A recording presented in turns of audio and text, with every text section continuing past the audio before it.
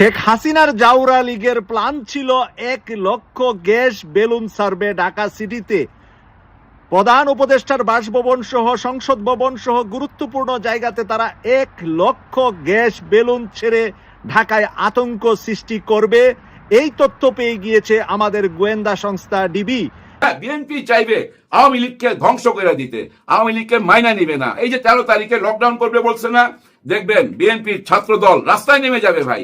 দেখবেন বিএনপি থেকে ভাই রাস্তায় প্রতিরোধ করবে। হ্যাঁ, এই আওয়ামী লীগের পোলাপানদের রাস্তায় প্রতিরোধ করবে এই বিএনপি, কারণ এক খাপে দুই তলোয়ার রাখা যায় না। তো জুলাই ঐক্যের মধ্যে যখন ফাটল, এবং বারবার যে আলোচনাটা হচ্ছে যে জুলাই ঐক্যে ফাটল ধরলে আওয়ামী লীগ ফিরে আসার সুযোগটা মানে শতগুণ বেড়ে যাবে এবং সুযোগটা পেয়ে যাবে তারা, সেই ব্যাপারেও তারা সচেতন আছে কিনা যে তাদের মধ্যে যখন এত বিভক্তি তখন আওয়ামী লীগকে এক ধরনের ওয়েলকাম করছে কিনা তারা নিজের অজান্তেই। আসসালামু আলাইকুম, এবিসি টাইম নিউজে আপনাকে স্বাগতম। দর্শক, 13 তারিখটা আসলে কি, 13 তারিখে কি হতে যাচ্ছে বা 13 তারিখে কি হওয়ার সম্ভাবনা আছে? আপনারা ইতিমধ্যেই জানেন যে বিগত সরকার শেখ হাসিনা, যাকে ফ্যাসিস্ট নামেই খুব বেশি মানুষ চেনে, যে 1000 গ্যাস বেলুন আমাদের বাংলাদেশের মধ্যে আসলে মূল কেন্দ্রবিন্দু হলো ঢাকা। সেই ঢাকাতে যদি 1000 গ্যাস বেলুন নিক্ষেপ করা হয়, 1000 গ্যাস বেলুন যদি ছাড়া হয়, তাহলে আমাদের যে ছোট ছোট ভাই বোনেরা আছে, যারা শিশু আছে, বৃদ্ধ আছে, আসলে তাদের বিষয়টা কেমন ভাবে তারা দেখেছে আমি এটা জানি না। যে তারা এই যে বাংলাদেশের মধ্যে যে তো ছোট ছোট পোলাপান আছে, তাদের বিষয় কতটুকু চিন্তা করেছে, যার কারণে 1000 গ্যাস বেলুন নিক্ষেপ করার পরিকল্পনা করেছেন। অবশ্যই সে বিষয়ে আপনারা অবগত আছেন। দর্শক, আপনারা কি মনে করেন যে আগামী 13 তারিখে শেখ হাসিনার যে ফ্যাসিস্ট দলগুলো, আওয়ামী লীগ যারা আছে, তারা কি আদেও কি ঢাকা শহরে 1000 গ্যাস বেলুন নিক্ষেপ করতে পারবে, অথবা ঢাকার মধ্যে কোনো ধরনের বড় ক্রাইসিস করতে পারবে? সেই ক্ষেত্রে আপনার কি মতামত? আপনারা কি আওয়ামী লীগকে প্রোটেকশন করবেন, নাকি তাদেরকে যে স্বাভাবিকভাবে যে 17 বছর রাজত্ব করেছে তাদেরকে আবার 13 তারিখ থেকে আবার রাজত্ব করতে দিবেন? অবশ্যই সেটা কিন্তু আমাদের কমেন্ট বক্সে জানাবেন। সেই সাথে ভিডিওটি না টেনে সম্পূর্ণ দেখতে থাকুন। আর ইতিমধ্যেই যারা আমাদের চ্যানেলটি সাবস্ক্রাইব করেছেন তাদেরকে অসংখ্য ধন্যবাদ। যারা এখনো আমাদের চ্যানেলটি সাবস্ক্রাইব করেননি, ভালো লাগলে আমাদের চ্যানেলটি সাবস্ক্রাইব করতে পারেন। চলুন ভিডিওতে একটি লাইক দিয়ে দেখে আসি আজকের ভিডিওর বিস্তারিত। শেখ হাসিনা মাইনাস হয়ে গেলে, শেখ হাসিনা ছাড়া এই দলটা কতখানি শক্তি পাবে না ভাই, একদম দুর্বল হয়ে পড়বে। তারপরও এই দলটাকে সাধারণ ক্ষমার মাধ্যমে এই দেশে আবার প্রতিষ্ঠিত করতে হবে। কেন আমি বারবার ক্ষমার কথা বলতেছি জানেন? এই সাধারণ একটা ক্ষমার ঘোষণা যদি না আসে, এই দেশে শান্তি আসবে না। আপনি কজনকে ধরে জেলে ঢুকাবেন? এর মধ্যে তো ভাই হাজার হাজার ঢুকাইছেন, এত জেলখানা কই পাবেন? আর এরা জেল থেকে বাইর হইয়া আবার দেখবেন ওই আচরণই করবে। আর এই যে লুকায়া বিভিন্ন গ্রামগঞ্জে এত পুলিশ পাইবেন কই থেকে খুঁজে বাইর করবেন? দূর থেকে ককটেল মারবে, ওই দিক থেকে ইট মারবে। এত বড় দলকে নিষিদ্ধ করে রাখলে হবে কি জানেন? পরে গোপন দল বানাবে, হ্যাঁ, সন্ত্রাসী দল হয়ে যাবে। এত বড় দলকে নিষিদ্ধ করে রাখা যাবে না বলেই জাতিসংঘে থেকে কিন্তু ইঙ্গিত দিছে শেখ হাসিনার ফাঁসি হওয়া যাবে না, আর এই দলটাকে নিষিদ্ধ করা যাবে না। মানে ফাঁসি, ওই বিচারটা চায় না, আজীবন জেল দিয়ে দেন, কোনো অসুবিধা নাই, ফাঁসিটা চায় না। এটা মানব অধিকারে যায়ও না, ওনারা এটা পছন্দ করে না। বহু দেশে ফাঁসির সিস্টেম নাই ভাই, সারা জীবনের জন্য জেল দিয়ে দেয়। ওইটাই চাইছে কিন্তু জাতিসংঘ। আর এই দলটাকে নিষিদ্ধ করে দিবেন, এটাও কিন্তু চায় না। কেন চায় না? ভবিষ্যতে নিষিদ্ধ দল দেশে অশান্তি কইরা বেড়াবে, আর ওই অশান্তিটা থামাইবার জন্যই আমি বললাম আমার ব্যক্তিগত চিন্তা ভাবনা থেকে, যে জামাতে ইসলাম যদি ক্ষমতায় আসে, ডাক্তার শফিকুর রহমান স্যার নেসলেন ম্যান্ডেলার মতো একটা সাধারণ ক্ষমা ঘোষণা কইরা দিতে পারে, এটা আমার ব্যক্তিগত ধারণা। আর ওই সাধারণ ক্ষমা যদি ঘোষণা কইরা দেওয়া হয়, এই দেশটা সঠিক পথে চলে আসবে ভাই। কারোর মধ্যে আর মারামারি হানাহানি থাকবে না। এই যে 13 তারিখ নিয়ে দেখেন কত কিছু শুনতেছেন, লকডাউন হবে, এই হবে, ওই হবে। কারা প্রতিরোধ করবে? 50টা থানায় রেড অ্যালার্ট জারি করা হয়েছে, পুলিশ রাস্তায় নেমে গেছে, 7 থেকে 8 হাজার পুলিশ রাস্তায় এই মুহূর্তে আছে। কিন্তু এইভাবে কি বছরের পর বছর চালানো যাবে? চালানো যাবে না। যার জন্য আমি ওই ইঙ্গিতটা দিলাম। আমারও ইঙ্গিতটার বাস্তবায়ন হইতে পারে যদি জামাতে ইসলাম ক্ষমতায় আসে। আর যদি বিএনপি ক্ষমতায় আসে, না, বিএনপি সাধারণ ক্ষমা ঘোষণা করবে না। কারণ কি জানেন? বিএনপি এখনো চাইবে, তখনও চাইবে। হ্যাঁ, বিএনপি চাইবে আওয়ামী লীগকে ধ্বংস করে দিতে, আওয়ামী লীগকে মাইনা নিবে না। এই যে 13 তারিখে লকডাউন করবে বলছে না, দেখবেন বিএনপির ছাত্র দল রাস্তায় নেমে যাবে ভাই, দেখবেন বিএনপি থেকে ভাই রাস্তায় প্রতিরোধ করবে। হ্যাঁ, এই আওয়ামী লীগের পোলাপানদের রাস্তায় প্রতিরোধ করবে এই বিএনপি, কারণ এক খাপে দুই তলোয়ার রাখা যায় না। তো খাপ তো একটা, সেটা কি জানেন?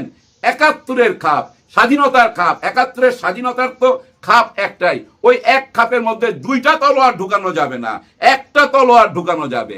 একটা তলোয়ার তো ৫ই আগস্টের পর সবাই ভাঙ্গা ফেলাইছে, মূর্তিগুলো ভাঙ্গা ফেলাইছে না, শেখ মুজিবরের ভাঙ্গা ফেলাইছে। তো এই মুহূর্তে তো ধ্বংসের দিকে, তার মানে কি এই অবস্থায় রাইখা দিতে চাইবে তারা, এটাই স্বাভাবিক। তাহলেই তো ৭১টা পুরাই ওনাদের হাতে চলে আসে। স্বাধীনতার পক্ষের একমাত্র দল ওনারা, ওই অঙ্কেতে বললাম। আর জামাতে ইসলাম যদি আসে তাহলে দেখবেন সাধারণ ক্ষমা ঘোষণা করে দিবে, সাধারণ ক্ষমা ঘোষণা করে সবাইকে বুকে নিয়ে নিবে, সবাইকে বুকে নিয়ে এই দেশটা গড়ার কাজে লেগে যাবে। এটা আমার ব্যক্তিগত ধারণা। আপনাদের ধারণা কি একটু মন্তব্য করে জানাবেন। আর আওয়ামী লীগ যারা করেন তাদেরকে আমি বলবো, আমার কথাগুলো আপনারা চিন্তা করবেন, চিন্তা কইরা আগামী নির্বাচনে কাকে ভোট দিবেন সিদ্ধান্ত নিয়ে ফেলেন। কাদের কাছে আপনারা নিরাপদ আপনারা নিজেরাই চিন্তা করে বাইর করেন। ৫ই আগস্টের পর অনেক কিছু ঘটছে, এই ঘটনাগুলো কারা ঘটাইছে আর কারা আপনাদেরকে সেভ করছে আপনারা নিজেরাই চিন্তা করেন। দেখেন না, সনাতন ধর্মের ভাই বোনেরা ওনারা কিন্তু সঠিক পথ বাইছা নিছে, ওনারা কিন্তু জামাত ইসলামকে সাপোর্ট দিচ্ছে। আপনারাও নিজেরা চিন্তা করে বাইর করেন, বিশেষ করে যারা আওয়ামী লীগ করেন কাদের কাছে আপনারা নিরাপদ। আর মাথায় রাখেন, ডাক্তার শফিকুর রহমান স্যার যদি ক্ষমতায় আসে, হ্যাঁ উনি যদি ক্ষমতায় আসে, তাহলে কোনো প্রতিহিংসার রাজনীতি আর এই দেশে চলবে না। প্রতিহিংসার রাজনীতিকে কবর দেওয়া হবে, সঙ্গে সঙ্গে কবর দেওয়া হবে ভারতের আধিপত্যকে, ওইটাকেও কবর দিয়ে দেওয়া হবে। এবং নতুন বাংলাদেশের জন্য একটা নতুন সংবিধান, আগের সংবিধান আর এই যে ২৭০ দিন বৈশা ওনারা যা আলাপ করছে, এই সব কিছু নিয়ে একটা নতুন সংবিধান আসবে, এটাই বিশ্বাস করতে চাই। সবার জন্য সবাই দোয়া করবেন। আল্লাহ হাফেজ। আগে জাতীয় লীগ নামে আরেকটা দলকে নিবন্ধন দেওয়ার ঘোষণা দিয়েছিল নির্বাচন কমিশন, সেটা থেকে নির্বাচন কমিশন সরে এসেছে, সেটার ব্যাপারেও অভিযোগ রয়েছে। কিন্তু তারেক রহমান মাঝখানে একদিন তার সমস্ত কাগজ সমস্ত কিছু নির্বাচন কমিশনের যে অভিযোগ ছিল যে এই ব্যাপারে তারা ক্রাইটেরিয়া পূরণ করতে পারেনি, সেই অভিযোগগুলো তিনি খণ্ডন করেছিলেন এবং কাগজগুলো দেখিয়েছিলেন যে ১০০টা উপজেলাতেই ১০৮টা উপজেলাতে তার অফিসের বিবরণ দেওয়া হয়েছে। এই ক্ষেত্রে কোনো ধরনের কোনো শূন্যতা নেই। আজকে নির্বাচন কমিশন থেকে একটা বার্তা দেয়া হয়েছে এবং বার্তাটা দেয়া হয়েছে তারেক রহমানকে কটাক্ষ করে। নির্বাচন কমিশন সচিবকে যখন বলা হয় যে তারেক রহমান ১২২ ঘন্টা ধরে অনশন করছেন, নির্বাচন কমিশন কি ভাবছে, তখন তিনি বলেন যে ৫২২ ঘন্টা অনশন করলেও আমাদের কিছু করার নেই। তার মানে এটা মানে তারেক রহমান জুলাই যোদ্ধা হিসেবে তার প্রতি একটা ন্যাক্কারজনক কথা ছেড়ে দেওয়া, মানে এটা এক ধরনের বোমা বর্ষণের মতো, যে ৫২২ ঘন্টা অনশন করলেও কিছু করার নেই। বরং তাকে পরামর্শ দিয়েছেন যে সে একটা কাজ করতে পারে, সেটা হচ্ছে নির্বাচন কমিশনে যে সিদ্ধান্ত, সেই সিদ্ধান্তের মানে বিপক্ষে তিনি আপিল করতে পারেন, আপিল করার পরামর্শ দিয়েছেন যে তার দল যেন আপিল করে। এখন আপিল যদি করে তাহলে আপিলের পরিপ্রেক্ষিতে তার নিবন্ধন দেওয়া হবে কিনা এই ব্যাপারটাও প্রশ্ন সাপেক্ষ ব্যাপার। এরই মাঝে মোটামুটি মানে বিএনপিপন্থী যে দলগুলো সব দলেরই সমর্থন পেতে সমর্থ হয়েছে। জামাত ইসলামপন্থী এবং এনসিপি পন্থী যে অবস্থান, সেই অবস্থান থেকে এদের প্রতি সংহতি জানানো হয়নি। এমনকি গণ অধিকার পরিষদ পর্যন্ত তারেক রহমানের প্রতি সংহতি জানিয়েছেন, যে গণ অধিকার পরিষদ ছেড়ে তারেক রহমান আলাদা দল করেছিলেন এবং তাদের সঙ্গে সম্পর্ক একেবারে তিক্ততার পর্যায়ে, তাদেরও সমর্থন পেয়েছেন কিন্তু এনসিপির সমর্থন পায়নি। আজকে ভয়াবহ যে মন্তব্যটা করেছেন সেটা হচ্ছে যে, আমি শব্দগুলো প্রয়োগ করতে চাই না, তিনি মূলত এই মন্তব্যের মাধ্যমে প্রশ্ন তুলেছেন যে প্রফেসর ইউনূস আন্দোলনের সময়, জুলাই আগস্ট যে আন্দোলনের সময়, সেই আন্দোলনের সময় তিনি কোথায় ছিলেন, এই প্রশ্ন তিনি তুলেছেন এবং তিনি কেন প্রধান উপদেষ্টা হয়েছেন সেই প্রশ্নও তুলেছেন। খুবই বাজে ল্যাঙ্গুয়েজে কথাগুলো বলেছেন। এই কথার বলার ভিডিও অলরেডি সামাজিক যোগাযোগ মাধ্যমে ভাইরাল হয়েছে এবং বিশেষ করে সরকার বিরোধী পক্ষ যারা, তারা এই ভিডিওটা নিয়ে বেশ মজা করছে। তারেক রহমান প্রচণ্ড গুরুতরভাবে অসুস্থ হয়ে পড়েছেন। অসুস্থ যখন হয়ে পড়েছেন, আজকে প্রথমে দেখেছি যে বিএনপি নেতা ইশরাক হোসেন এসেছিলেন, তারপরে সন্ধ্যার পরে সালাউদ্দিন আহমেদ এসে তার অনশন ভাঙালেন এবং তাকে হাসপাতালে প্রেরণ করলেন। এখন ব্যাপার হচ্ছে যে উদ্ভূত পরিস্থিতিতে তারেক রহমান যখন প্রশ্ন তুলছেন নির্বাচন কমিশনকে যে ঘুষ নিয়ে একটা দলের নিবন্ধন দেওয়া হয়েছে, তিনি প্রশ্ন তুলছেন যে জুলাই যোদ্ধা, জুলাই স্টেক হোল্ডার হিসেবে তাকে মূল্যায়ন করা হচ্ছে না, এই প্রশ্নগুলো যখন উঠছে এবং জুলাইয়ের অন্যতম যোদ্ধা তারেক রহমান সম্মুখ সারির যোদ্ধা, অনেক কিছু আমরা গত বছর জুলাই আগস্টের আন্দোলনের সময় দেখেছি, অনেক ভিডিও, অনেক লাইভ তার দেখেছি এবং তিনি দাবি করতেই পারেন যে জুলাইয়ের অন্যতম স্টেক হোল্ডার তিনি।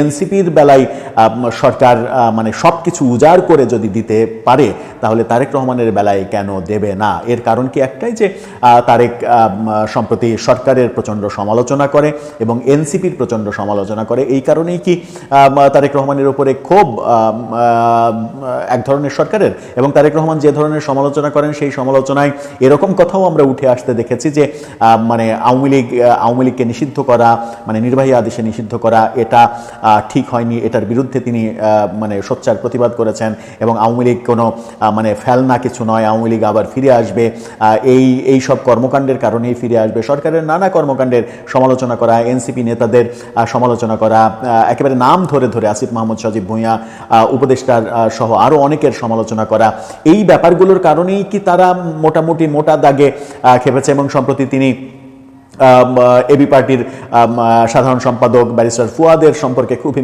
বাজে মন্তব্য করেছিলেন, জামাত সম্পর্কে বাজে মন্তব্য করছেন। এই কারণেই কি ওই পুরো পক্ষ, একটা রাজনৈতিক একটা পক্ষ, তারা সহমর্মিতা জানাননি এবং সরকারও তার ব্যাপারে এক ধরনের উদাসীনতা দেখিয়েছেন। 125 ঘন্টা টানা অনশন করার প্রেক্ষাপটেও সরকারের একজন প্রতিনিধি কিংবা নির্বাচন কমিশনের একজন প্রতিনিধি এসে, মানে একজন কমিশনার অন্তত আসতে পারতেন, এসে তার সঙ্গে কথা বলতে পারতেন যে আলাপ আলোচনা করে ব্যাপারগুলো সমাধান করা যায় কিনা, কিংবা তার দলের কি কি গ্যাপ রয়েছে সেই গ্যাপগুলো পূরণ করা যায় কিনা, সেই ব্যাপারগুলো তো আলোচনা হতেই পারতো। কারণ এনসিপিরও তো অনেক গ্যাপ ছিল, সেই গ্যাপগুলো পূরণ করার সুযোগ দেওয়া হয়েছে।